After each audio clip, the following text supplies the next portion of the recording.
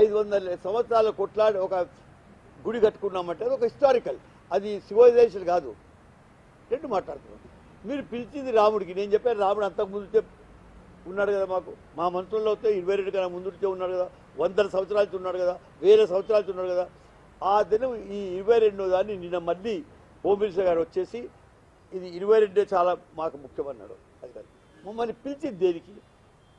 పిలిచింది ఆ రాముడు 22 ముందున్నాడు కాబట్టి ఆ స్ట్రక్చర్ చూపించడానికి పిలిచాను నేను.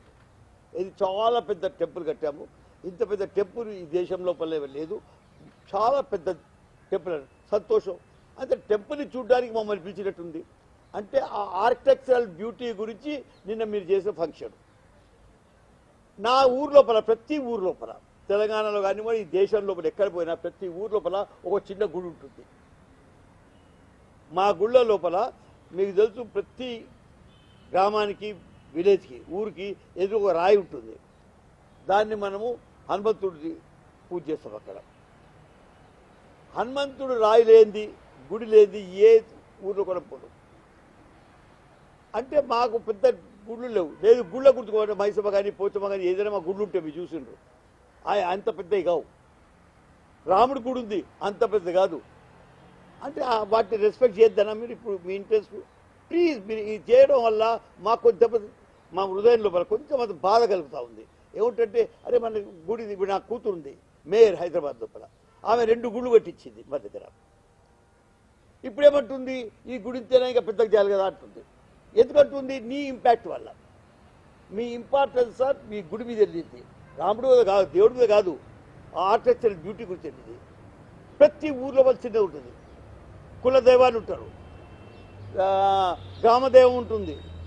వాళ్ళకి ఎట్లాంటి గుళ్ళు ఉంటాయి మీ అందరికి తెలుసు, నేను చెప్పదలుచుకోలేదు.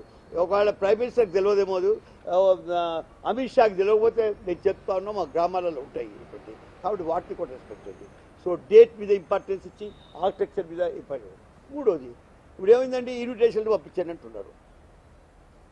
అంటే ఆ గుడికి ఆ దినం పోకపోతే యాంటీ నేషనల్. మేము దేవుడికి వ్యతిరేకమా, రాముడికి వ్యతిరేకమా అడుగుతూ ఉన్నారు. వస్తున్నారు మీరు రాటోళ్ళు, యాంటీ నేషనల్. ఇది చాలా తప్పు.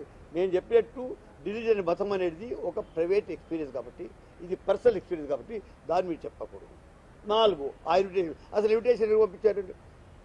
మీడియా వాళ్ళు ఏమవుతున్నారండి, రాహుల్ గాంధీ ఏమంటున్నారు? రాహుల్ గాంధీకి ఏం సంబంధం అండి? అంటే నేను రాహుల్ గాంధీ ఒకటేనా? నా వ్యూ వేరే, రాహుల్ గాంధీ వ్యూ వేరే. ప్రతి మీడియా అప్పుడు ఏమనంటే రాహుల్ గాంధీ వ్యూ ఏంటి, టెంపుల్కి పోవాలంటున్నారు లేదా? మీరు నేను ఇంతకుముందు ఏమనుకున్నానంటే దీన్ని మీరు సొసైటీగా విడదీశారనుకున్నా.